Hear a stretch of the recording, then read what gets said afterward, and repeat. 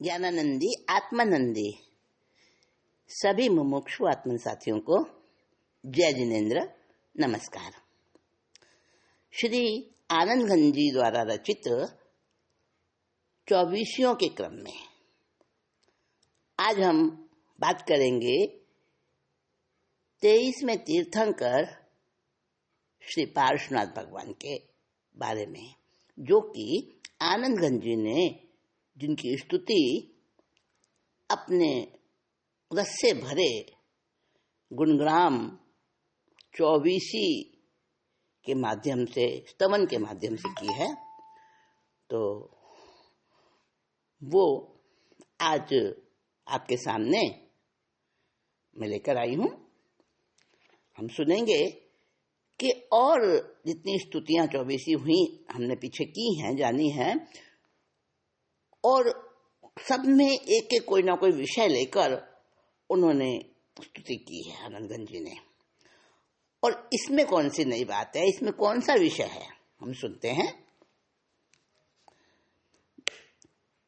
द्रुपद रागी हो स्वामी महारा, द्रुपद रागी हो स्वामी महारा, निष्कामी गुण राय सुज्ञानी, निर्गुण कामी हो पामी तू धनी, जो आरामी हो थाय सुज्ञानी, द्रुपद रागी हो स्वामी महारा। सर्वव्यापी कहे सर्व जानन पणे, पर परिणमन स्वरूप सुज्ञानी, पर रूपे करि तत्वपणो नहीं, सर्वसत्ता चिद रूप सुज्ञानी, ध्रुपद रागी हो स्वामी महारा। ये अनेको हो ज्ञान अनेकता, जल भाजन रवि जेम सुज्ञानी, द्रव्य एकत्व पढ़ने गुण एकता, निज पद रामता खेम सुज्ञानी, ध्रुपद रागी हो स्वामी महारा।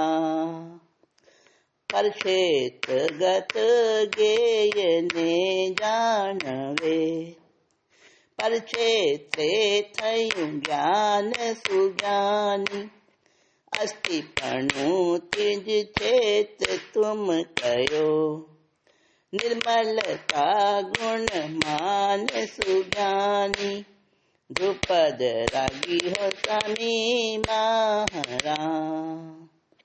ज्ञेय विनाशे हो ज्ञान विनश्वरु, काल प्रमाणे थाय सुज्ञानी, स्वकाले करि स्वसत्ता सदा, ते परतीत न थाय सुज्ञानी, ध्रुपद रागी हो स्वामी महारा।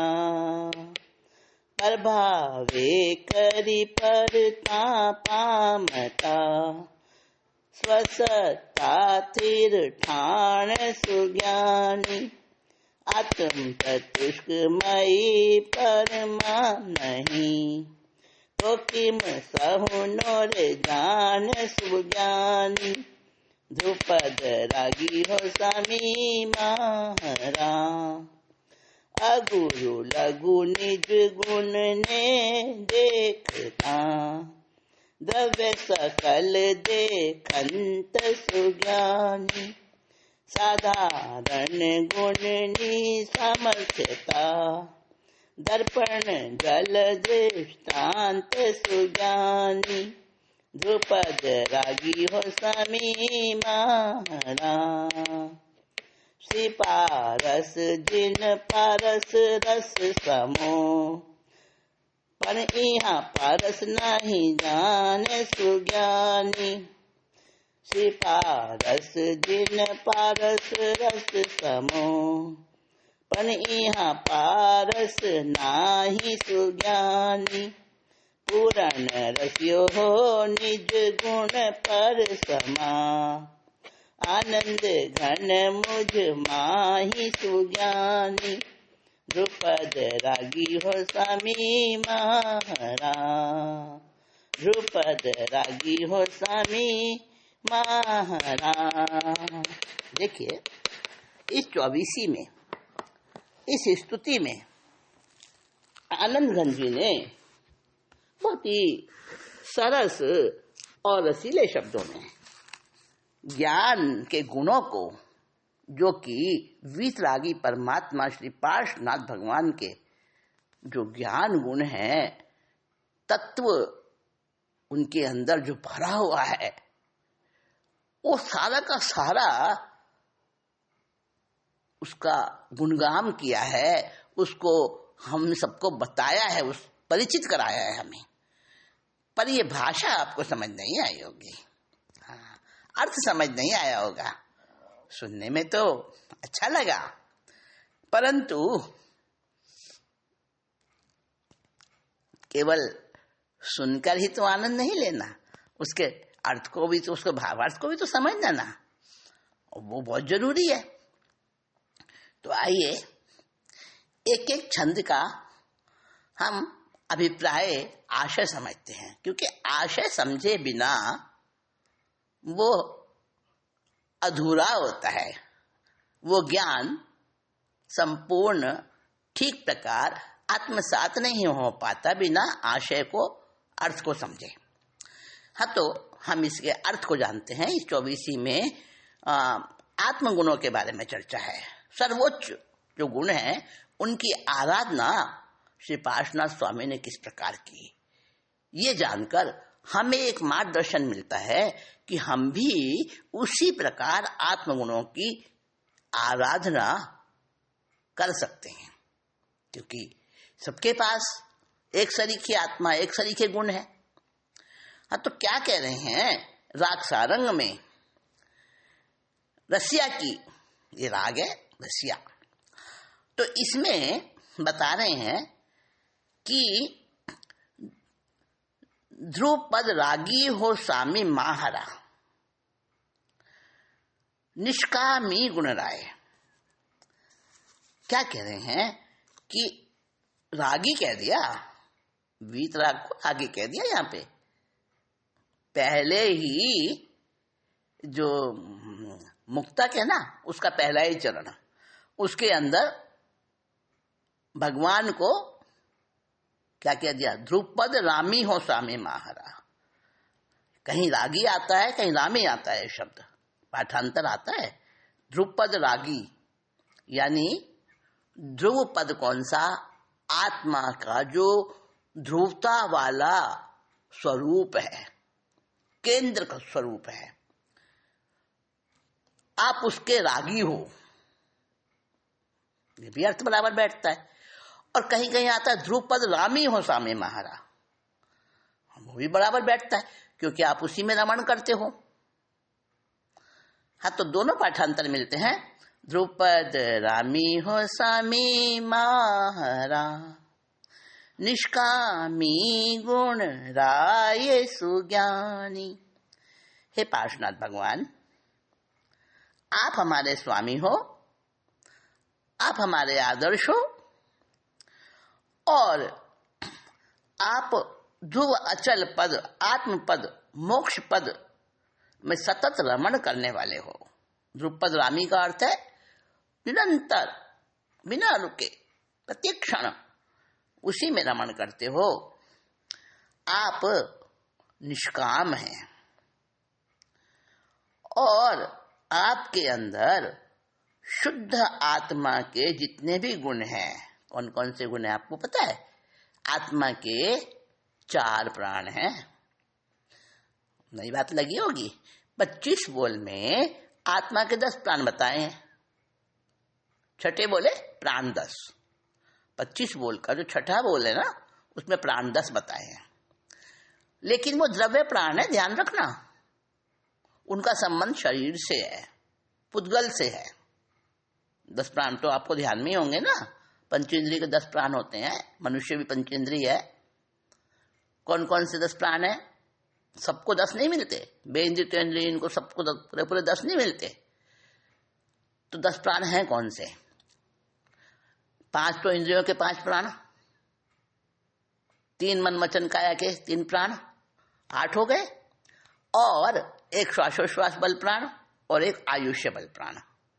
ये 10 प्राण है, ये शरीर से संबंधित है। तो आत्मा के कौन से प्राण हैं? आत्मा के प्राण हैं 4। कौन से? ज्ञान, दर्शन, वीर्य और सुख। चारित्र नहीं है। ज्ञान, दर्शन, चारित्र एक साथ बोला जाता है ना, आदत पड़ी हुई है हमारी, लेकिन यहाँ पे चारित्र नहीं है। यहाँ पे उसकी जगह सुख और वीर्य है। ज्ञान और दर्शन तो बराबर है, उसके बाद 2 प्राण है, सुख और वीर्य। चलिए इनकी चर्चा करेंगे।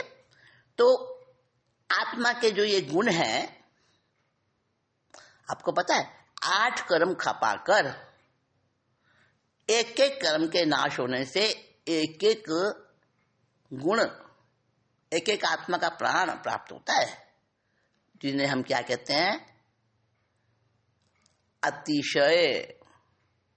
आप ये जो है ना महाप्रतिहार्य बोलते हैं उनको, 8 ये प्राणों को, जिनमें से 8 में से 4 प्राण प्राप्त होते हैं। सबको होते हैं, वैसे हमेशा सबको होते हैं, कि ये नहीं केवल ज्ञान होगा तो ही प्रकट होंगे, ऐसा नहीं है। सत्ता में रहे हुए हैं, एक निगोदिया जीव के भी रहे हुए हैं सारे प्राण, परंतु प्रकट नहीं है ना। पर्याय में प्रकट होंगे तब तो आगे बढ़ेंगे ना। हमारे भी हैं 8 प्राण। तो जिस समय मतलब केवल ज्ञान होता है, 4 घाती कर्म नष्ट हो जाते हैं, और ये 4 प्राण जो खास आत्मा के प्राण है 4, कौन से? ज्ञान, ज्ञानावर्णी कर्म नष्ट हुआ तो ज्ञान प्राप्त हुआ, अनंत ज्ञान। दर्शनावर्णी कर्म नष्ट हुआ तो अनंत दर्शन प्राप्त हुआ। और मोहनी कर्म नष्ट हुआ तो अनंत सुख प्राप्त हुआ, और अंतराय कर्म नष्ट हुआ तो अनंत वीर्य प्राप्त हुआ।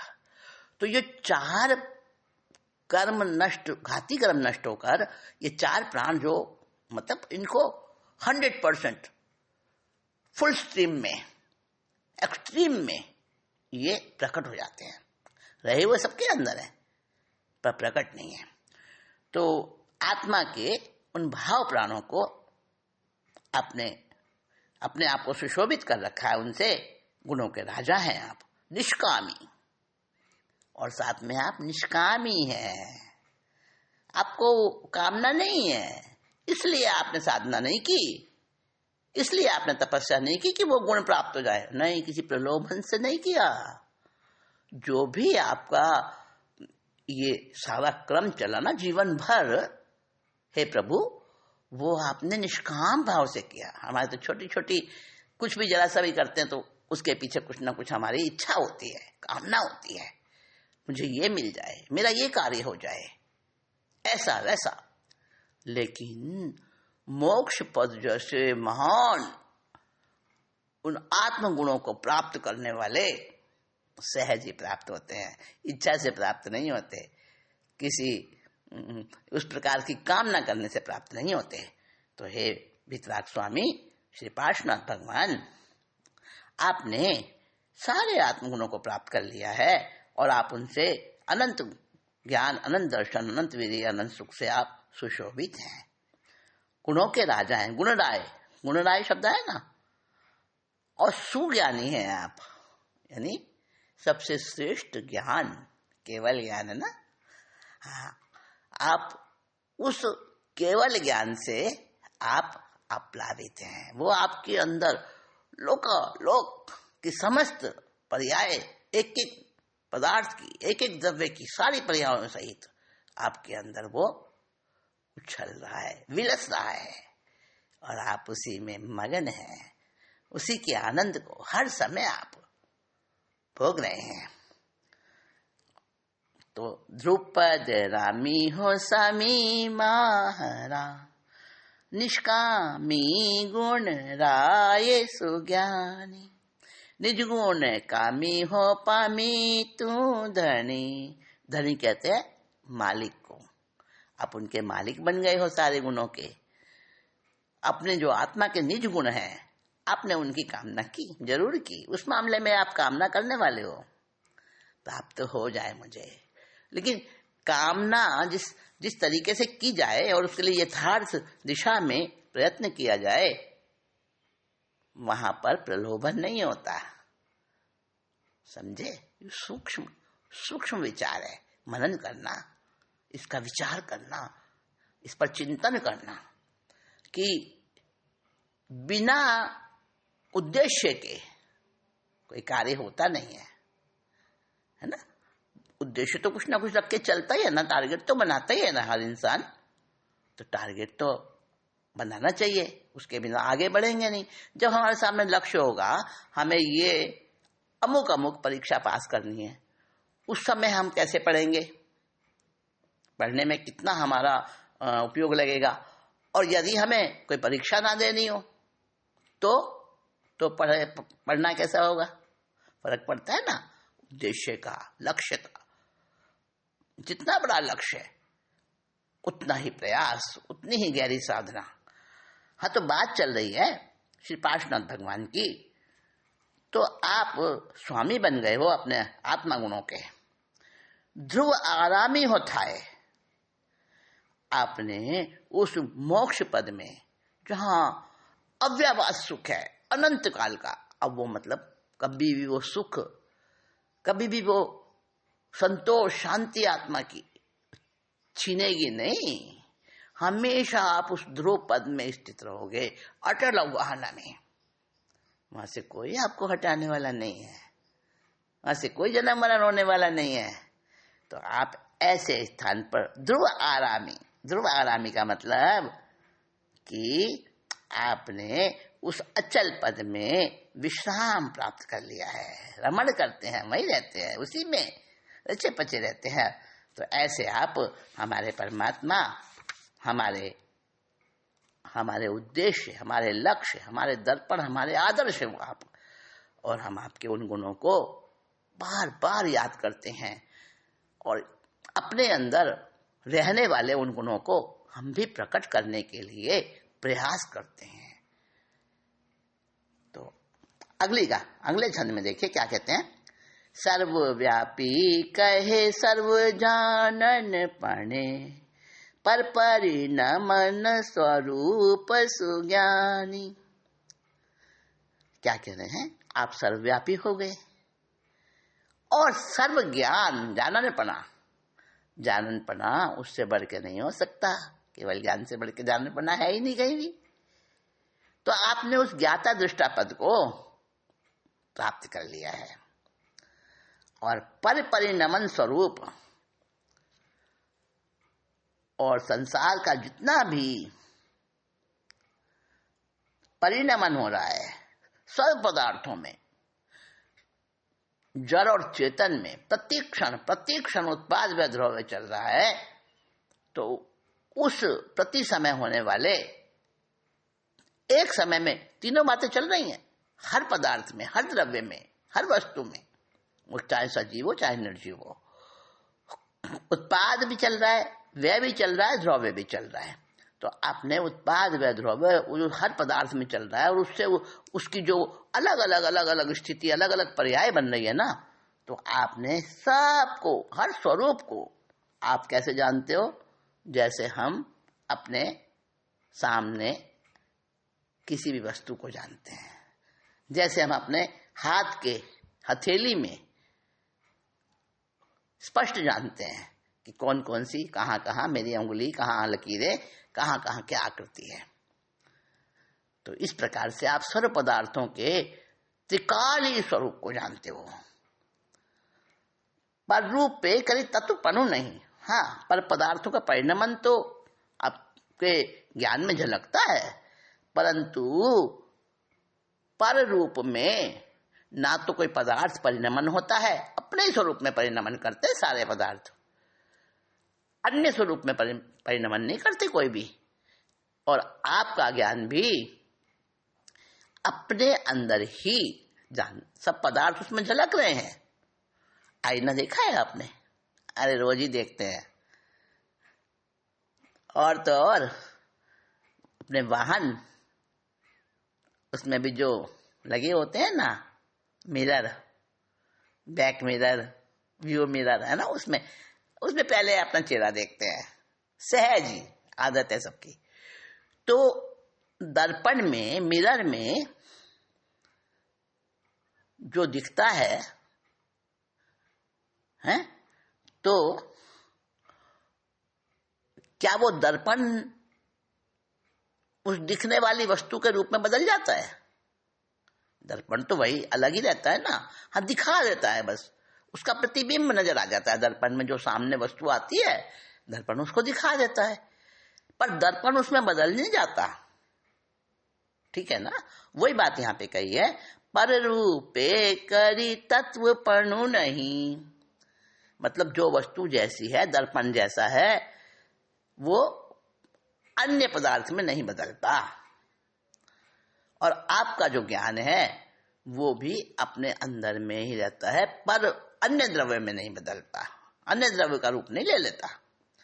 तो कोई भी पदार्थ पर द्रव्य में परिणमन करता ही नहीं है, सब अपने अपने में ही परिणमन करते हैं। परिणमन होता अवश्य है, परिणमन के बिना पदार्थ नहीं होता, वस्तु नहीं होती। तो पर रूपे करी तत्वपणु नहीं, और जो सर्व पदार्थों में आपको व्याप्त माने।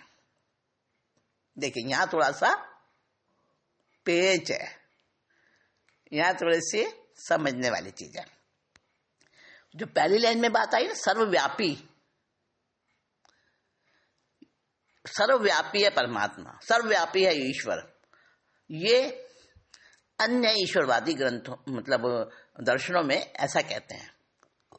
ईश्वर को मानते हैं जो, वो कहते हैं ईश्वर सर्वव्यापी है, हर पदार्थ में, एक कण कण में ईश्वर बसा हुआ है, सर्वव्यापी है। जैसे कि चिकनाई दूध के कण कण में व्याप्त है। तो अब तीर्थंकर जो है, जैन दर्शन का जो है ना तत्व ज्ञान, वो थोड़ा सा अलग है इससे। यहाँ सर्वव्यापी तो कहा है, सर्वव्यापी तो कहा है वीतराग प्रभु को, परंतु कैसे सर्वव्यापी, उसका स्वरूप अलग है, उसका अर्थ अलग है। वो वाला अर्थ नहीं है जो कण कण में भगवान, कण कण में ईश्वर।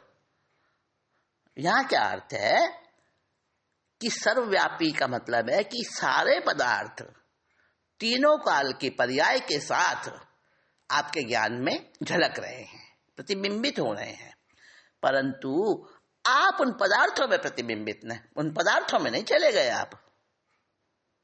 समझिए भाई, दर्पण में जो कुछ दिख रहा है, आपका चेहरा दिख रहा है दर्पण में, और वो प्रतिबिंब आपको नजर आ रहा है, लेकिन क्या दर्पण आपके अंदर आ गया क्या?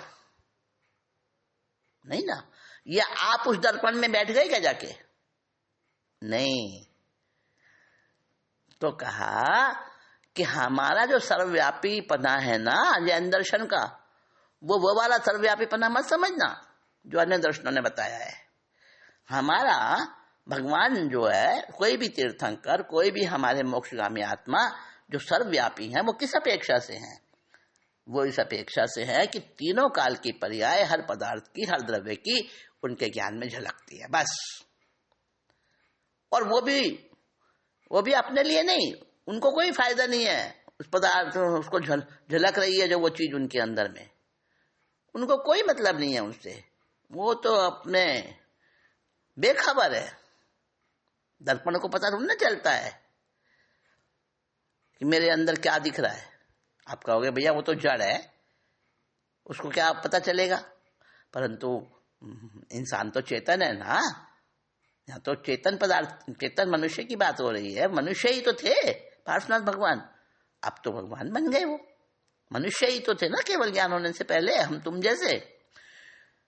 तो उसको तो पता चलता है ना। लेकिन जब वो ज्ञान होता है ना, केवल ज्ञान, आपको जब होगा ना, मुझे जब होगा ना, तो अब हमें वो स्थिति आएगी अपने आप। पता ही नहीं चलता हमें। केवल ज्ञानी को नजर नहीं होता कि मेरे अंदर में क्या झलक रहा है, उसको कोई फर्क नहीं पड़ता। अब वो अभी हमें समझ नहीं आएगी ये बात, क्योंकि उस स्थिति में हम आए नहीं है। वो हमारी अभी तक वहां तक उस एक्सट्रीम तक पहुंच हुई नहीं है, हमारी वो योग्यता नहीं आई है। खैर, हम समझ रहे हैं इस चीज को कि कोई भी तत्व किसी अन्य पदार्थ के रूप में नहीं चला जाता, सब अपने अपने रूप में परिणमन करते हैं।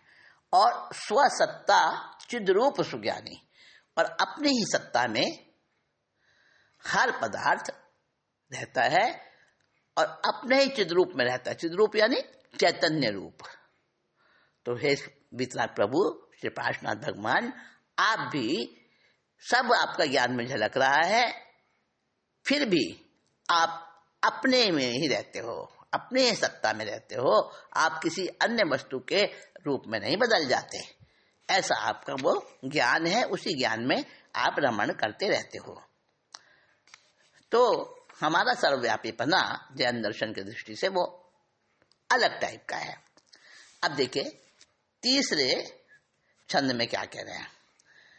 ये अनेकों हो ज्ञान अनेकता, जलभाजन रवि जेम सुज्ञानी, द्रव्य एकत्व पण गुण एकता, निज पद रमता खेम सुज्ञानी। क्या कह रहे हैं? अनेक प्रकार के ज्ञेय हैं। ज्ञेय माने जानने वाली वस्तुएं, जानने वाले भाव, अलग अलग अलग अलग बहुत सारे पदार्थ, बहुत सारे व्यक्ति इसको भी जानते हैं, उसको भी जानते हैं, उसको भी जानते हैं। ये अमुक देश है, ये अमुक प्रकार का अनाज है, जो सैकड़ों अनंत अनंत अनंत पदार्थ वो हमारे ज्ञेय बनते हैं, हमारे ज्ञान में आते हैं।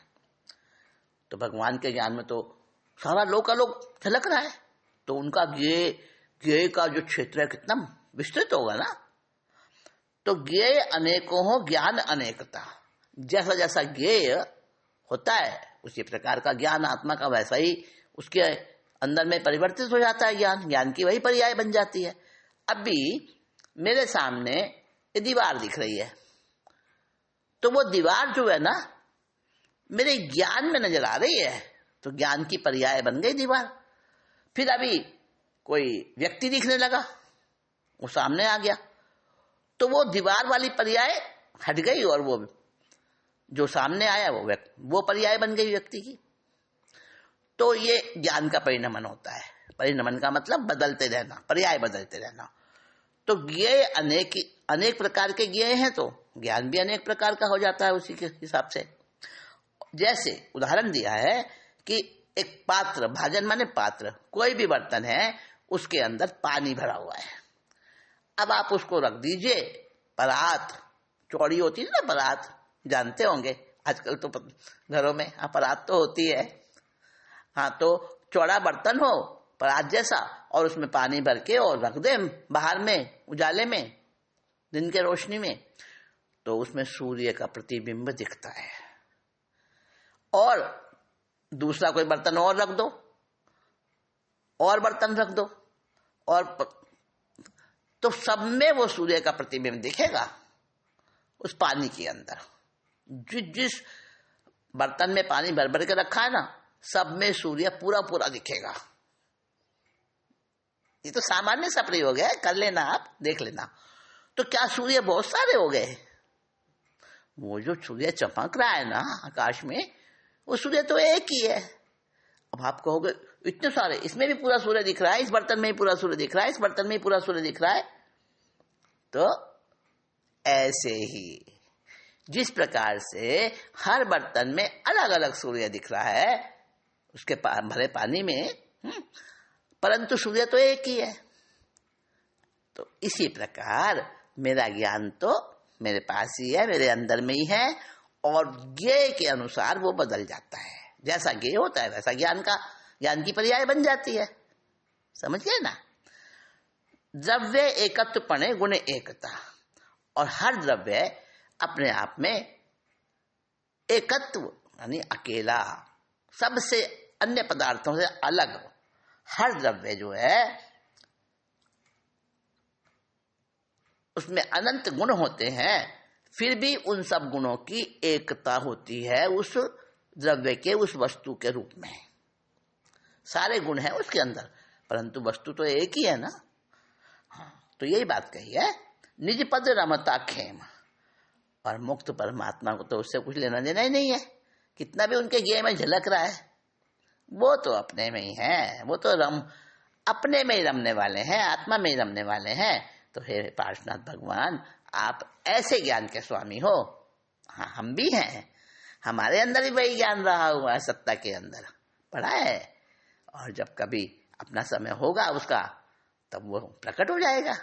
अभी तो दबा हुआ है, आवरण है ना, ज्ञानावरण्य आदि कर्म, तो वो हमारे अंदर भी है। आपका प्रकट हो गया है, आपने पर्याय में प्रकट कर लिया उसे।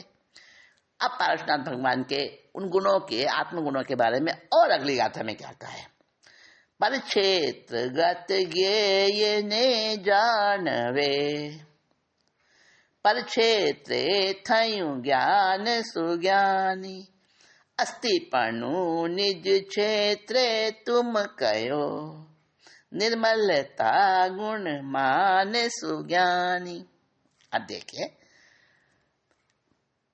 जो हम किसी वस्तु को जानते हैं, मान लिया मेरे सामने एक पहाड़ है और वो पहाड़, उसका प्रतिबिंब मेरी आंख में पड़ रहा है, मेरी आंख में झलक रहा है वो। तो मैं कहीं खड़ी हूं, मैं कहीं बैठी हूं बहुत दूर, और पर्याय अपनी जगह है, वो पहाड़ अपनी जगह है, अलग क्षेत्र में है। मेरे क्षेत्र में तो नहीं है ना, वो क्षेत्र अलग हो गया जहां पे पहाड़ है, परंतु उस क्षेत्र के अंदर मेरा ज्ञान चला गया। ज्ञान तो कहीं भी जा सकता है, तो जहां पर वो पहाड़ है उस क्षेत्र में मेरा ज्ञान वहां पहुंच गया, मतलब ज्ञान का क्षेत्र तो बदल गया, परंतु मैं जहां पर हूं उस क्षेत्र में मेरा ज्ञान तो मेरे ही पास है। समझ लो, आप बगीचे में खड़े हो, दूर से आपने देखा, अरे ये जो गेंदे का फूल है बड़ा सुंदर। अब गेंदे का फूल दूर है आपसे, क्षेत्र अलग है उसका, और आप अलग क्षेत्र में खड़े हो। क्षेत्र माने स्थान, दूर से आपने देखा, कोई भी वस्तु आप दूर से देख रहे हो, अलग क्षेत्र में है ना वो। तो हमारा जो ज्ञान है उसको ग्रहण करने के लिए उस क्षेत्र में गया क्या? उलझ गए ना।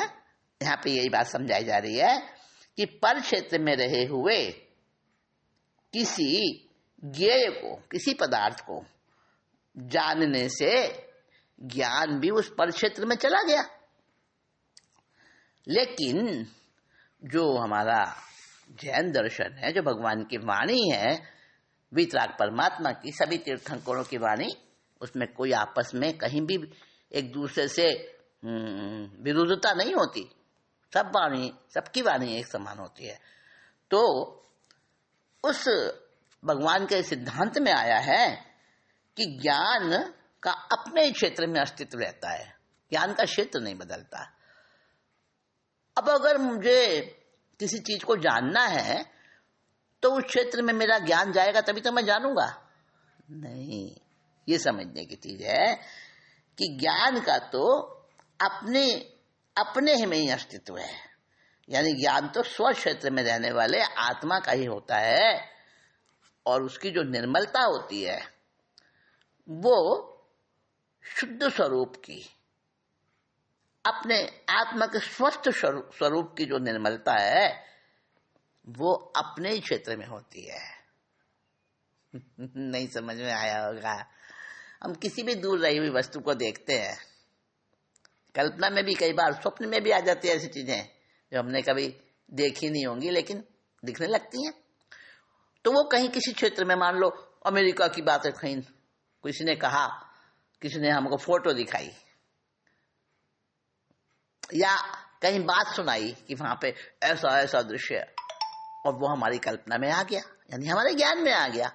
तो क्या हमारा ज्ञान अमेरिका चला गया क्या? नहीं, ज्ञान तो मेरे पास ही है। तो ज्ञान का अस्तित्व स्व क्षेत्र में ही रहता है। जो ज्ञान का स्वामी है, जिसका ज्ञान है ना, उसी के क्षेत्र में रहेगा ज्ञान। लेकिन ज्ञान की निर्मलता ऐसी है कि वो कहीं भी जा सकता है।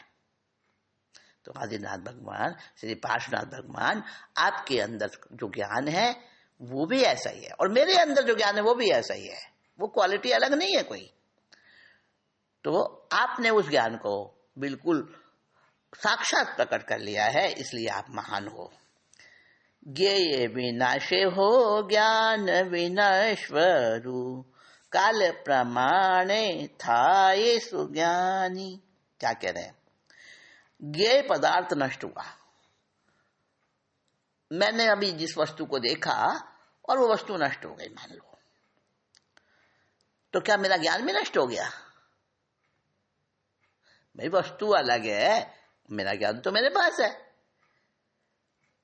अब काल के अनुसार किसी न किसी का नाश तो हमेशा हो ही रहा है, पर अपने आत्मा के अनंत पर्याय वाले काल, अनंत पर्याय वाले काल, उसको कहते हैं स्वकाल। स्वकाल को लेकर आत्मा की सत्ता कभी भी अन्य के समान नहीं होती, अन्य के अंदर जाकर नहीं मिल जाती। अपनी सत्ता अपने पास रहती है। स्वकाल, स्वकाल यानी मेरा ज्ञान का काल जो है वो मेरे पास ही रहेगा। देखिए, ज्ञान के भी मेरा जिस वस्तु का, जिस व्यक्ति का, जिसका जो ज्ञान होता है वो उसके पास ही रहता है। तो मेरा द्रव्य ज्ञान, मेरा क्षेत्र ज्ञान, मेरा काल ज्ञान और मेरा भाव ज्ञान, ज्ञान के द्रव्य क्षेत्र काल भाव के अनुसार भेद है। शायद आपको कठिन लग रहा होगा, मैं समझाने की कोशिश कर रही हूँ, सरल बनाने का प्रयास कर रही हूँ।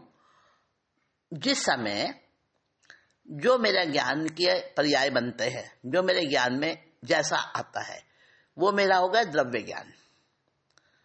और क्षेत्र ज्ञान, जहां मैं स्थित हूं वहीं मेरा ज्ञान भी स्थित है।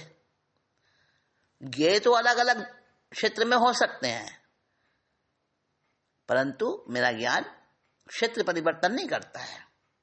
इसी प्रकार से जिस काल में मेरा ज्ञान है और वो ज्ञेय का काल समाप्त हो सकता है, पर मेरे ज्ञान का काल वो बदलता नहीं है, समाप्त होता नहीं है, वो नष्ट होता नहीं है। और भाव का मतलब जिस वस्तु का मुझे ज्ञान हो रहा है, जो वस्तु मेरे ज्ञान में आ रही है ज्ञेय बनकर, उसके जो भाव मेरे ज्ञान में पर्याय बन रही है, जिन भावों की जैसी जैसी पर्याय बन रही है, रंग रूप आकार, बहुत सारे गुण होते हैं हर पदार्थ के, किसी व्यक्ति भी तो बनता है ना हमारे ज्ञान का विषय। तो वो जो भाव है, मेरे ज्ञान का जो भाव है, उसकी पर्याय बदलती रहती है। परंतु ज्ञान, जिसका ज्ञान है, मेरा ज्ञान है, तो मेरे ही साथ रहता है, वो कहीं चला नहीं जाता। ये वाली बात यहाँ पे बताई है। देखिए, हमारी आपकी समझ में अभी नहीं आएगा क्या ज्ञान का क्षेत्र होता है, क्या ज्ञान का काल होता है, क्योंकि अगर दूसरी कक्षा के बच्चे को, छोटे बच्चे को 10वीं कक्षा की पुस्तक का ज्ञान कराने लगो, नहीं आएगा ना उसको, क्योंकि उसके अंदर वो कैपेसिटी नहीं है, वो योग्यता नहीं, वो पोटेंशियल नहीं है उसके अंदर में। तो अभी हमें पूरी तरह से वो चीजें समझ नहीं आएंगी। अब हम कहें कि हम सब कुछ कर रहे हैं, सम्यक ज्ञानी के बारे में आता है ना शास्त्रों में कि सम्यक ज्ञानी पाप नहीं करता, कर्म नहीं बांधता। हमको लगता है सारे तो काम करता है, वो खाता है, पीता है, मतलब रोजगार धंधा करता है, परिवार का पालन करता है, सारे क्रियाएं वही करता है जैसी कोई दूसरे लोग करते हैं। मिथ्या दृष्टि भी वैसा ही करता है, और सम्यक दृष्टि भी वैसे ही करता है। तो सम्यक दृष्टि को पाप क्यों नहीं लगता भाई, उसको कर्म बंधन क्यों नहीं होते? ये कौन सी पार्शियलिटी है कर्म सत्ता की? नहीं, कोई पार्शियलिटी नहीं है। कर्म सत्ता किसी का पक्षपात नहीं करती है। हम वो स्थिति को समझ नहीं पाते हैं क्योंकि उसके अंदर, सम्यक दृष्टि के अंदर, उनका कर्तृत्व भाव खत्म हो जाता है। मैं करता हूं, मैंने किया, मैं ही इसका स्वामी हूं। ममत्व, कर्तृत्व, भोक्तृत्व, ये उसका नष्ट हो चुका है। अब बिना नष्ट हुए उस अवस्था को अनुभव करना बहुत टेढ़ी खीर है, बहुत कठिन काम है। पर हमें जानकारी तो हो ना कि ऐसा होता है। तो जिस समय वो राग द्वेष मिट जाता है, वीतरागता आ जाती है, तो उस समय वो सारी चीजें प्रकट हो जाती हैं, सब नजर आने लगता है।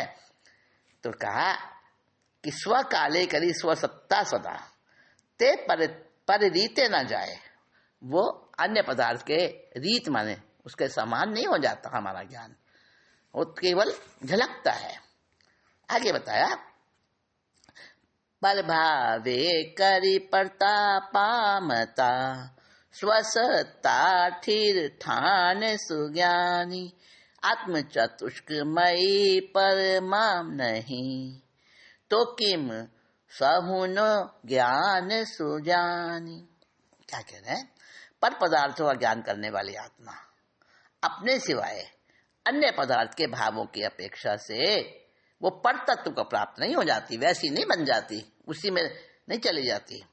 आत्मा अपने स्थान पर जहां है वहीं की वहीं रहती है, बस ज्ञेय को जानती है, बस वो आत्मा अपने ज्ञान से। न आत्मा का ज्ञान आत्मा से अलग होता, जिसका ज्ञान है उसके पास ही रहेगा। तो पार्श्वनाथ भगवान, आपने इन सारी बातों को साक्षात अपना अनुभव ले लिया है इसका, और आपके लिए तो वो सब कुछ भी नहीं है, लेकिन हमें समझने में भी दिक्कत आ रही है। हम ऐसे गहन तत्व को समझ भी नहीं पा रहे हैं जो कि आपने उसको प्रत्यक्ष प्राप्त कर लिया है। तो हमें तो समझ ही नहीं आता कि इतने सारे ज्ञेय तत्व, पर तत्व, पर पदार्थ, उन सबको प्राप्त होने से अपनी आत्मा की सत्ता, अपने अस्तित्व, वो अलग कैसे रह सकता है, स्थिर कैसे रह सकता है, हमें नहीं समझ आता। परंतु आप समझ गए, आप उस अवस्था में हो, इसलिए आपको पता चलता है। हाँ, बातें आती हैं शास्त्रों में, पर वो हमें पूरी तरह से 100% समझ में नहीं आती हैं, क्योंकि हमारी वैसी अभी योग्यता नहीं है। तो कहा आत्म चतुष्क। आत्म चतुष्क कौन से? वो ही 4, ज्ञान, दर्शन, सुख और वीर्य है ना। तो आत्म चतुष्क जो है ना, ये आत्मा के 4 गुण, वो पर पदार्थ में नहीं चले जाते, तो पर पदार्थ में मिल नहीं जाते जाके। तो कैसे हो सकते हैं फिर सर्व पदार्थों के ज्ञाता? जो श्री पार्श्वनाथ भगवान सर्व पदार्थों के ज्ञाता दृष्टा हो गए हैं, तो कैसे हो गए हमें समझ नहीं आता। नहीं आता ना, नहीं आता। परंतु आगम जो हमारा है, भगवान की वाणी आगम में है, उन्होंने जैसा समझा वैसा उसको बताया है। अब अपना अपना शयोपशम जितना होता है उतना समझ आ जाता है, शयोपशम अगर कम होता है तो नहीं आ पाता समझ में। तो हमें उसके लिए ये सोचना कि मेरा भी शयोपशम होगा कभी ना कभी, और मुझे भी ये स्पष्ट साफ समझ में आएगा। अभी तो नहीं आ रहा है। तो आगे बता रहे हैं, आत्मा के गुणों की बात चल रही है ना यहाँ। अगुरु लघु निज गुण ने देखता सकल द्रव्य देखंत सुज्ञानी साधारण गुण नि सामर्थ्यता दर्पण जल दृष्टांत सुज्ञानी। अब देखिए, अगुरु लघु, ये महाप्रातिहार्यों में आते हैं ना 8 आत्मा के गुण, तो वहां गुरु लघु गुण भी आता है। तो अगुरु लघु गुण क्या करता है कि 6 प्रकार से हानि और वृद्धि प्रति समय हो रही है। हर गुण के अंदर अनंत गुण है, और प्रत्येक गुण के अंदर हर समय 6 प्रकार से हानि और 6 प्रकार से वृद्धि, 12 प्रकार के फ्लक्चुएशन चल रहे हैं उतार चढ़ाव, और अगुरु लघु गुण के प्रभाव से वो गुण उसमें कम और ज्यादा नहीं होता, कभी भी वो वैसा ही रहता है। तो ये कैसे होता है गुरु लघु गुण ना, बड़ा समझ में अटपटा लगता है। तो उसी को समझाया यहाँ। आत्मा के जो अगुरु लघु गुण है वो क्या कहता है कि समस्त पदार्थों को तो देखता है, और ये अगुरु लघु गुण जो है ये नामकर्म जब समाप्त होता है ना तो अगुरु लघु गुण प्रकट होता है। तो द्रव्य की पदार्थ मात्र सामान्य धर्मों उसको ग्रहण करता है। इस कारण एक पदार्थ अगुरु लघु गुण जो हमारी आत्मा गुण है वो पूरा प्रकट हो जाता है ना, सिद्ध अवस्था में होता है तो प्रकट हो जाता है। तो उस गुण के कारण हर पदार्थ अपने अपने स्वरूप में रहते हैं, कोई पदार्थ किसी दूसरे के साथ में मिल नहीं जाता। उदाहरण दिया है कि जैसे दर्पण में मान लो कहीं पर अग्नि जल रही है और दर्पण में वो अग्नि दिख रही है, नजर आ रही है, उसका प्रतिबिंब नजर आ रहा है। अब दर्पण क्या गर्म हो गया? नहीं ना, अग्नि के जो गुण है वो दर्पण के अंदर नहीं आ गए। अग्नि के गुण अग्नि में रहेंगे, दर्पण के गुण दर्पण में रहेंगे, बस वो तो प्रतिबिंब दिखा रहा है उसका। तो जैसे वो अग्नि की ज्वाला का प्रतिबिंब हूबहू दर्पण में पड़ता है, लेकिन दर्पण में वो चला नहीं जाता। अग्नि ज्वाला जो जल रही है सामने, दर्पण में उसका अक्ष दिख रहा है, प्रतिबिंब दिख रहा है, लेकिन वो ज्वाला दर्पण के अंदर नहीं चली जाती। तो कोई भी अपना अपना स्वरूप नहीं छोड़ता, हर पदार्थ अपने स्वरूप में रहता है। तो अगुरु लघु गुण के द्वारा एक पदार्थ दूसरे पदार्थ में नहीं मिलता। तो आपने उस अगुरु लघु गुण को भी प्राप्त कर लिया है, हे पार्श्वनाथ भगवान। अब देखिए अंतिम गाथा में क्या कह रहे हैं। श्री पारस जिन पारस रस समो, पन इहा पारस नाही सुज्ञानी, पूरन रस्यो हो निज गुण पर समा, आनंद घन मुझ माही सुज्ञानी। क्या कह रहे हैं? केवल ज्ञान रूपी लक्ष्मी, जिसको कहते हैं श्री का मतलब लक्ष्मी, केवल ज्ञान रूपी लक्ष्मी, उसके सहित आप पारस वो आपको श्री भी प्राप्त हो गई है, केवल ज्ञान प्राप्त हो गया है, वो लक्ष्मी प्राप्त हो गई है। और पारस आप खुद हो। पारस मणि नाम सुना होगा, तो लोहे को सोने में बदल लेती है स्पर्श होते ही। तो पारस तो आप खुद हो, और केवल ज्ञान रूपी लक्ष्मी भी आपने प्राप्त कर ली। परंतु मेरे पास तो पारस का वो रस है नहीं, मैं तो सीधा साधा अल्प बुद्धि तुच्छ ज्ञानी अज्ञानी ही हूं, ज्ञानी का तो सवाल ही नहीं है। तो मेरे पास तो पारस है नहीं जो मैं ऐसा कर सकूं। तो सारा जितना भी रस से भरा जो गुणों का समूह है, प्रत्येक क्षण आप उसको स्पर्श कर रहे हो, आप उसको उसके अंदर रमण कर रहे हो। आनंद का वो जो आपको प्राप्त हो रहा है ना, निज गुणों का आनंद, उसका स्पर्श, उसका आनंद की जो तरंगे हैं, उन तरंगों में आप हिलोरे ले रहे हो हर समय, और वो मेरे अंदर भी रहा हुआ है। पारस मणि से बढ़कर है वो, परंतु मैं उसको पूरा हासिल नहीं कर पा रहा हूं, मैंने उसको प्रकट नहीं किया और आपने कर लिया। बस इतना फर्क है, बाकी तो मेरी आत्मा आपकी आत्मा एक जैसी है, एक जैसे गुण है, परंतु मैंने उन गुणों का भी प्रकट नहीं किया, मेरे वो आवृत हो रखे हैं और आपने उनको प्रकट कर लिया। हे पार्श्वनाथ भगवान, जो वैसी आत्मा मेरी भी है, आपके जैसी आत्मा मैं भी आपके ही समान हूं, परंतु मैं अभी बहुत पीछे हूं। कोशिश कर रहा हूं मैं कि मैं भी आपके जैसा बन जाऊं, आपके गुणों का आदर्श लेकर मुझ में भी वो सामर्थ्य आए। तो इस स्थिति में आनंदगंज जी ने सर्वोच्च आत्मिक गुणों के पुंज और गुणों के घन पिंड आत्मा के ज्ञान गुण की पूर्णता को जो प्राप्त कर चुके हैं श्री पार्श्वनाथ भगवान, उनके माध्यम से, उनके गुणों के माध्यम से बताया है कि आत्मा के सर्वोच्च गुणों की हम आराधना कैसे कर सकते हैं और किस प्रकार, किस गुण से हम सर्वव्यापक बनते हैं, किस गुण से हम द्रव्य क्षेत्र काल भाव की अपेक्षा कैसे कैसे बनते हैं, क्या क्या हमारी आत्मा के अंदर रहे हुए गुण वो किस प्रकार से मतलब हमको केवल ज्ञानी बना देते हैं और कैसे हमको सिद्ध अवस्था के आनंद तक पहुंचा देते हैं। उन आत्मगुणों के स्पर्श की ऐसी शक्ति हमारे अंदर भगवान के हमने आदर्श लेकर उनको हमने अपना वो एक तरह से दर्पण मानकर उनको हमने अपने अंदर में धारण करने की चेष्टा की है।